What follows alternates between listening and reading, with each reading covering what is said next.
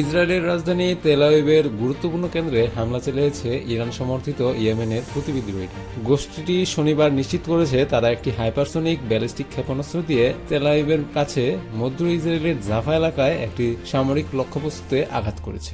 এদিকে হুতিদের এই হামলায় কমপক্ষে 14 জন আহত হয়েছে বলে জানিয়েছে ইসরায়েল। হুতি বাহিনী এই হামলাকে ইসরায়েলের হৃৎপিণ্ডে হামলার সঙ্গে তুলনা করেছে। হুতি মুখপাত্র ইয়াহিয়া সারি এক বিবৃতিতে বলেছেন, ক্ষেপণাস্ত্রটি লক্ষ্যবস্তুতে নিখুঁতভাবে আঘাত করে এবং ইসরায়েলি প্রতিরক্ষা ও বাধা ব্যবস্থা এটিকে আটকাতে পুরোপুরি ব্যর্থ হয়।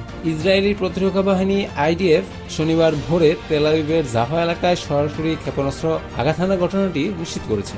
মধ্য ইসরায়েল ও এর আশেপাশের সমতল ভূমিতে স্থানীয় সময় শনিবার ভোর 3:50 দিকে রকেট সাইরেন বেজে ওঠে।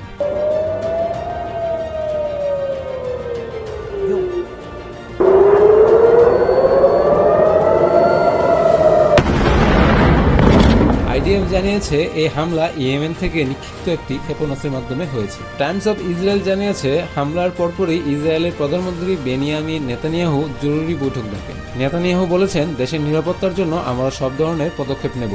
শত্রুরা ইসরায়েলের প্রতিরক্ষাকে চ্যালেঞ্জ জানালে আমরা কঠোর জবাব দেব। এই রকেট হামলার ঘটনা ইসরায়েলের অভ্যন্তরীণ নিরাপত্তা এবং আঞ্চলিক রাজনীতিতে গুরুত্বপূর্ণ প্রভাব ফেলবে বলে ধারণা করা হচ্ছে।